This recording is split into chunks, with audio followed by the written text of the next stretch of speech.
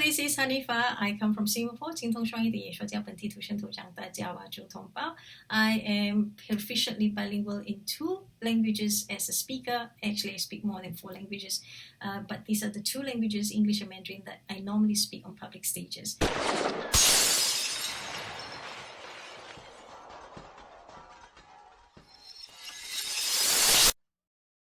How does it work? How does a person in my of my type, okay, who is so interested in Mandarin and interested in learning 2nd and 3rd languages, able to do that in a short period of time? So today is about learning yourself. Today is about learning to keep yourself ingrained and immersed in this language. So I'm going to show you, and it's a very easy tip for you to share, and you can use it at any time of the day, right? Are we ready? Now, if you like this kind of subjects, now click on the link below, join me in my program, and I will be able to come and I'll be able to serve you better. So right now, what are we going to talk about is that everyone in this, when we're born, the only one language that we learn is our mother tongue, right? It doesn't matter where you're born in, whether you're born in Spain, you were born in Taiwan, or you're born in America, but if your mother tongue is the place where your parents or caregiver is taking care of you and they use that language to raise you, then that will be your mother tongue. So you will see some parents who adopt children from very young at babies, and the babies learn only that language that the parents speak to them. So that will be their mother tongue. So only one language will be learned during that period, during that time, from the time when they are 0 to about maybe 2 years old. Now, in that process, if the parents can't speak other languages, then the children will start to pick other sounds, and that's how language become a very important environment become very important for the children. Now, if you're thinking about learning a 2nd language or a 3rd language because you don't have that background, and therefore you have this interest to learn a 2nd or 3rd language, then what you need to do is to understand that it does not happen over time.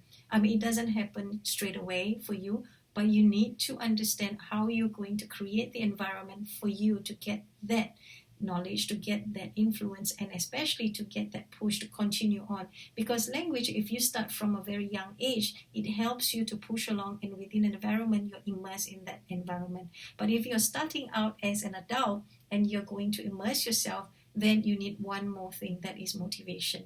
And motivation can only come if you exactly know where you're going towards. That means you want to be fluent or what you're going to use it for. So learn these things, is that learning from where you want to come from.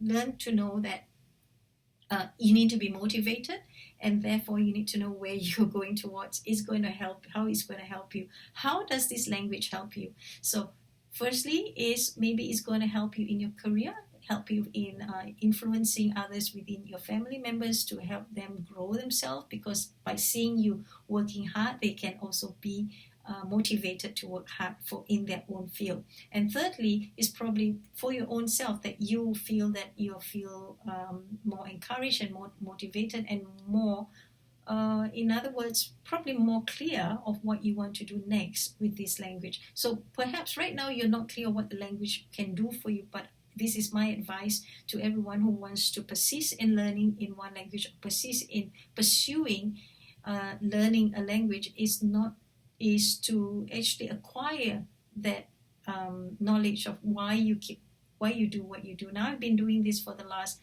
in my lifetime. Okay, I've not stopped working on myself, and every time I improve, I find that there's always a reason for me to keep on going. Number one is that the language itself is such a big area where we can explore ourselves and bring ourselves out there and get to know other people. And through language, I can share a lot of my stories. And number two, you will be able to see that with language, yes, you improve, your quality of life improve, your communication skills improve, you also improve and understand more of what you're lacking, and therefore you're going to work on yourself.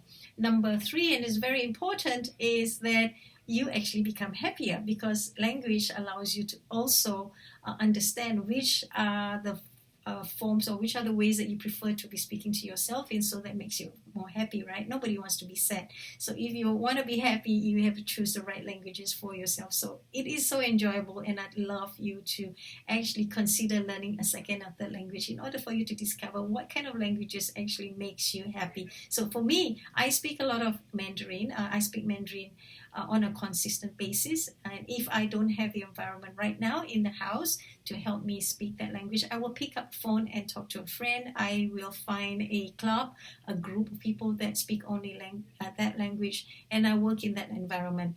And thirdly, is very importantly, is that continue to practice. I also, in this way, it helps me to grow myself. So the only 4 things that you need to learn when you learn languages is to listen, speak, write, and also to watch. Okay, listen, speak, and write. So listen and speak. So if you think you're a baby, if you think yourself as a baby at the time when they don't know how to read or write or anything else, they learn how to watch first. Okay, watch and then listen and then continue. So there is a cycle that you can work with. So today, today the topic is about how to use that first language in order for you to be able to start thinking in second language, correct? So how can you use that method and then without translation move on? Well, maybe you'll be asking me, because I have already had some background of Mandarin and therefore it sticks with me for, I'll be very frank with you, is that when we were kids, we're learning, we don't even know there is a concept behind a language, okay? We are told that there is a concept. So we cannot conceptualize it ourselves because we are always using it. So in other words, then in order for us to understand or actually implement that knowledge, or we see the value in the language, is to keep using it, to start using it. It doesn't matter whether you understand the grammar or you understand how it works. It's a tool. So use a tool and figure out as you go along, and that's how kids learn, right? They try to figure out, this is a ball, so I'm going to figure out how to kick the ball. So if you have a ball in your hand and you do not know what to do with it, guess what? You will be asking others. You're going to watch others how they use the ball and kick the ball, and maybe from there you get motivated to do it. So same thing with us when we're learning as an adult, is that when the ball is in your hand, you have this language. Don't try to figure out how it works. Just say it. Just say a few words and get started. Now, one of the examples that I can give you is someone who's very young. Okay, he's very young, maybe 11 years old, and he's been working so hard in all his life. What he did, working hard as what? He works as a travel agent, right? And I say an agent because he goes out there and sells stuff for his parents because they were very poor. And when he starts selling stuff for his parents, he meet a lot of tourists.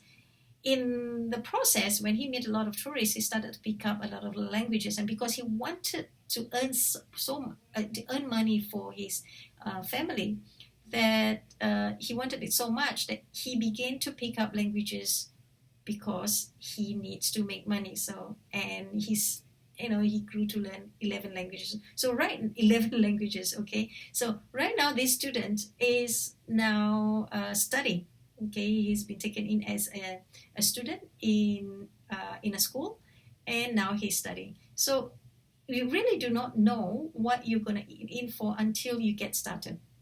So I also have some people asking me this question, Hanifa, if you are so you're afraid to speak, or because you are making lots of mistakes, now how are you going to continue, because you know that it's not going to help? Well, here, okay, there one thing that you need to remember: people learn differently. Either they are a visual learner, they are auditory, or they may be kinesthetic, someone who loves to be touch and feel the language. So in this case, then you need to understand where you're coming from. So how to know whether you're an auditory person? Okay, look at my lips, and if you can follow my lips without listening to my voice, then I guess you're a visual person, right?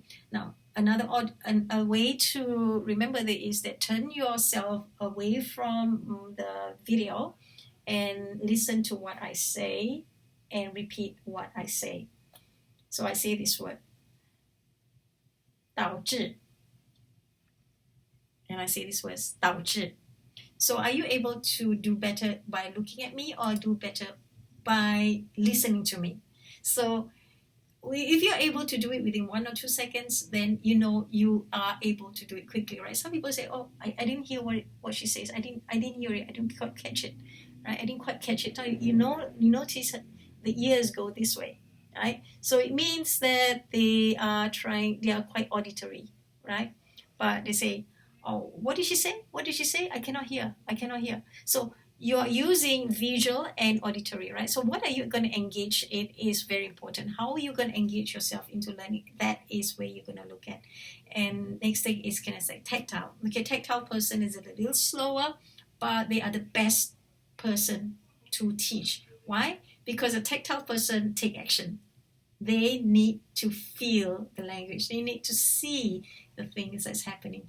Okay, so they need to see the language works. So the tactile people are really very easy to teach. Okay, don't think that you're a tactile person, therefore say, oh no, I can't listen,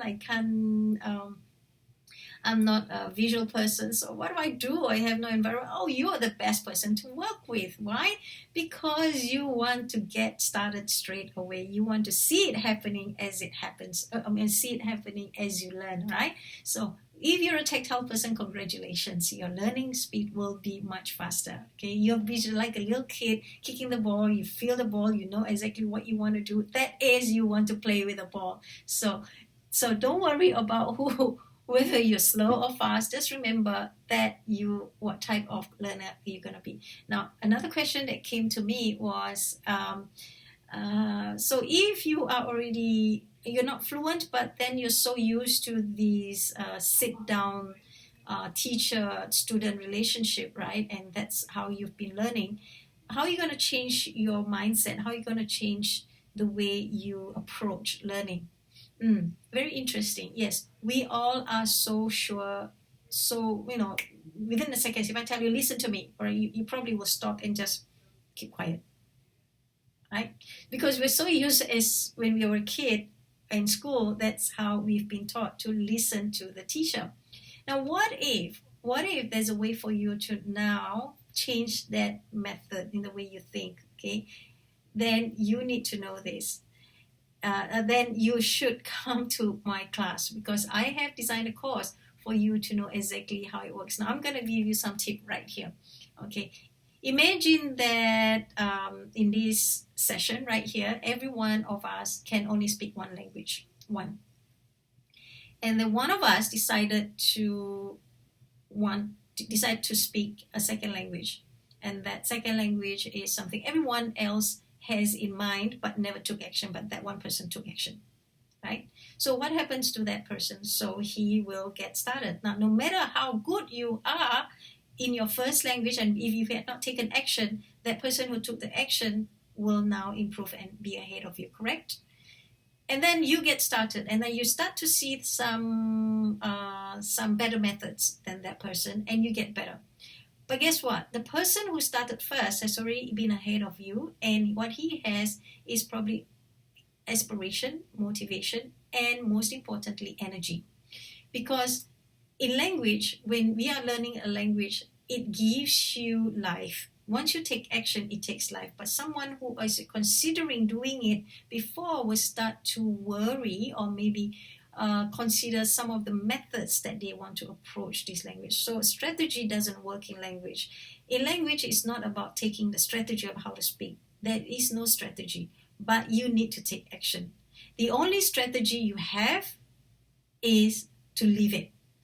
Live in the language. And once you immerse and live in the language, guess what? You are speaking the language, and that's how it works.